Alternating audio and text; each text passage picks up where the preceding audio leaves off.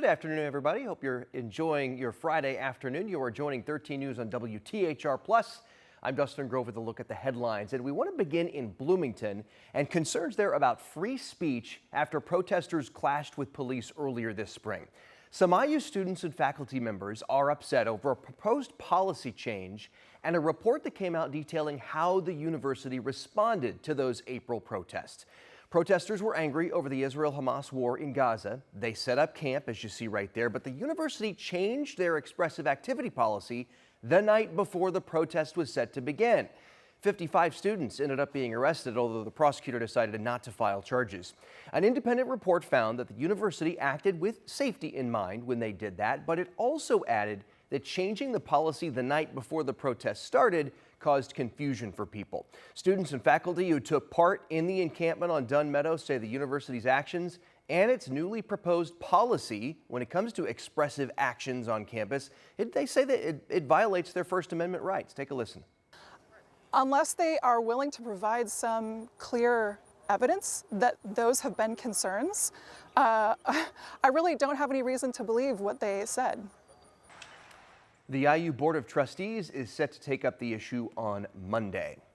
Right now, we are working to learn new information about a police chase that led to a crash on Indy's northeast side involving a police car. New Yorker has been looking into this story. She has the latest for us now. Multiple investigators were here on the scene after that crash closed this intersection early this morning. The crash happened just after 3 near Binford Boulevard and 62nd Street. 3 vehicles were involved in the crash, including a Lawrence Police Department SUV. Another SUV had front end damage and the airbags were deployed. And on 62nd Street, a third vehicle was flipped over in the bushes. Police officers closed the street as they gathered evidence and cleaned up the debris. 3 tow trucks loaded the vehicles and took them away, and the intersection reopened just before morning rush hour. At this hour, we're still working to find out what led up to the crash and the conditions of the drivers. We've reached out to IMPD, Lawrence, and Fishers police departments, which were all there on the scene. As we get new details into our newsroom, we will update you on air and online. Reporting on Indy's northeast side, New Yorker, 13 News. Thank you. Also today, we learned the driver accused of causing that horrific crash that hurt 8 people in Indy earlier this week had been going nearly 100 miles an hour just moments before the crash. And police say he was drunk. Tremaine Harris now faces multiple charges. This is surveillance video here of that crash that happened on the Near East Side. It shows the moment the silver car and white SUV collided at New York Street and State Avenue. Police say Harris is in the silver car, ran a red light. 2 adults, including Harris, were hurt, along with 6 children. 3 of those kids are in critical condition. Prosecutors say Harris was going 97 miles an hour a few seconds before the crash and 71 through that traffic light. The speed limit in that area is 30. We now know the name of the 9-year-old boy killed in a crash yesterday on 465. The Marion County Coroner's Office confirms Eamon Goodrich died from his injuries. Investigators say the driver of a semi didn't slow down as he was approaching backed up traffic on 465 on the south side near US 31 yesterday. The semi ended up hitting 3 cars and another truck. 9-year-old Eamon was riding in the back seat of one of those cars. The driver of that car was hurt, along with a 5-year-old girl. No word yet if the driver will face any criminal charges. And we also have new details this afternoon on a deadly crash in Greenwood. 76-year-old Karen Gilchrist died in that crash last night. It happened near County Line Road in Combs. Traffic was blocked in all directions and roads were closed for hours last night while emergency crews were on the scene there. Right now, firefighters are looking into what exactly caused a fire at this historic church on Indy's west side. Now worship services are on hold. Gina Glero spoke with the pastor today about how that church is going to move forward.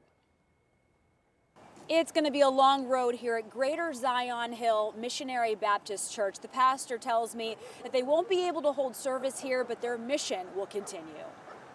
taking care of the neighborhood in terms of clothing and feeding the neighborhood. This church has been a staple here at 19th and Harding for 90 years. Most of the churches in the neighborhood are the center point. You know, we share this corner, of course, with Ebenezer Baptist Church across the street, and so we all try to work together. We're all in the same business of saving souls and changing lives. Friday morning, the life of this church changed. Our alarm was going off, and so we had to head down here to see what was going on, and that's when we discovered the fire was happening. Firefighters found flames in the front of the building. They were able to make entry with a little bit of difficulty because the building was pretty solid, closed up pretty tight. But they got in there, made an aggressive attack, and were able to mark it under control in about 15 minutes. No injuries. Windows busted out with visible damage. The church will work with its insurance company to determine how long it'll take to make repairs. Dr. Batts already received a call from a nearby pastor offering another location for their 200 members to worship. We'll take a look at that and see what's going to be best for us. One thing, though, is for sure. We're still in the same business. This is a place where God is loved and people are loving, and so we're going to love each other. We're going to love our community. We're going to rebuild, and we're going to keep moving forward. In Indianapolis, Gina Galeros, 13 News. Keeping things in perspective there, Gina, thank you. The cause of the fire, by the way, is still under investigation. Now to those large wildfires tearing across Canada and the western U.S. The smoke is blanketing much of the country, even impacting our air quality right here. Evacuation orders are in place due to the Park Fire in California. More than 100,000 acres are burned so far, and it's still burning. Investigators now say they think somebody set that fire intentionally. A man has been arrested for allegedly pushing a burning car into a gully, and the fire spread from there. Unfortunately, there's a lot of PTSD in this county because of the Camp Fire and Bear Fire and other deadly and destructive wildland fires that we've experienced. The Red Cross is helping everybody who's evacuating. Right now, there are multiple states with air quality alerts. And Sean, I know you've been tracking the magnitude of this fire. It is massive. Well, it really is. And I mean, they have their hands full. And I'm afraid to say going into next week, we're going to see a hot dome out west into parts of Canada. So we've got a long way to go, friend. I want to show you the visible satellite. And you can see the plume that weakened a bit overnight, and now it is starting to ramp right back up. So here's Sacramento, there's Chico. That is the Park Fire. It's one of hundreds that are currently going on across the western, northwestern part of the U.S.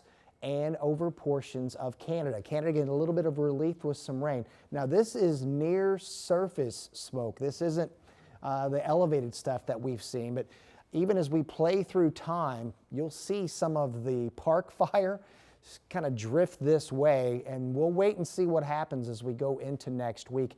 We have noticed a little bit of haze in our sky. You can see kind of that milkiness, if you will, coming in from the north on visible satellite, and then we've seen some scattered clouds. Overall, though, a pretty decent day for us. Our air quality is ranging from good to moderate.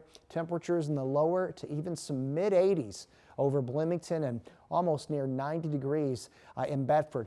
And it's a situation where the air quality can change pretty quickly, and we'll keep tabs on it, and you should too if you have a sensitive respiratory system here. But overall, good looking evening for us. If you're heading out to Conner Prairie for Symphony on the Prairie, enjoy it. A warm start, but a mild finish. And we've got Styx and Foreigner at Ruoff. Should be a great show there. Clear and mild again as we go through the night. And let's talk about tomorrow morning. 50s to lower 60s on the map here. Of the 2 days this weekend ahead to Colts Camp, tomorrow's going to have the better weather. Earlier start from 8 to noon.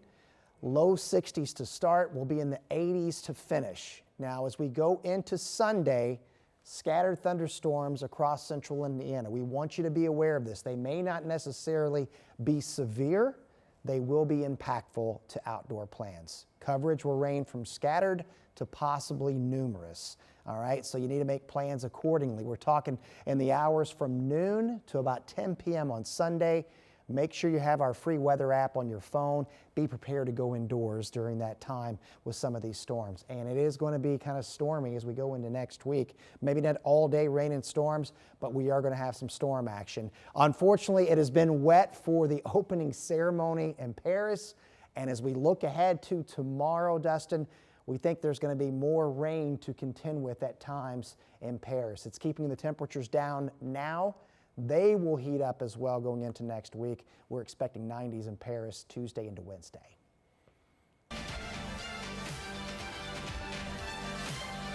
All right, Sean, thank you. Well, the rain will not dampen spirits, that's for sure. WTHR is your Olympic headquarters. We have been waiting, and today is the day. Opening ceremonies underway right now, and along with all the fun of seeing the athletes celebrate the start of the games. Check out this video here that Team USA posted on social media earlier today. On Twitter, it shows Team USA athletes all waiting on the boat, getting ready for their appearance on the River Seine. The opening ceremony has been a nod to the host country, France, of course, and it really has been a one-of-a-kind start to the games the last couple hours. Team USA is second to last in being announced. In fact, they just went down the river and they were announced just moments ago. Los Angeles, by the way, will be the next host for 2028. Olympic viewing parties are underway right now everywhere, including this one right here in Carmel. That community celebrating a handful of its own Olympians, most of them products of the incredible Carmel swimming program. So much so, they've actually nicknamed Carmel Swim City USA and even renamed some of the streets this month for their Olympians.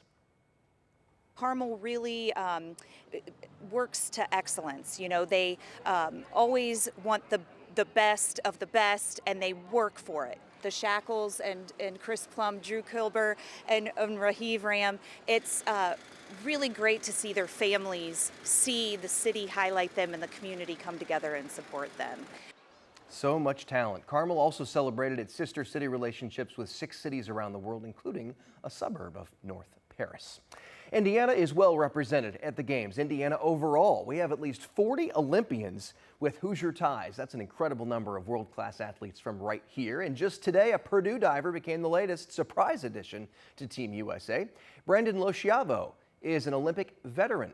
He was on the U.S. diving team in Tokyo. Earlier today, he found out he's getting an open spot on the dive team in Paris. You can watch Brandon compete in the 10-meter platform event, which is scheduled for Friday, August 9th. All right, that is a quick look at the headlines for you this Friday afternoon. We'll be bringing you the top stories every day here on WTHR+, and you can catch the Olympics and coverage from our crews in Paris on WTHR. We are your Olympic headquarters. We'll see you soon.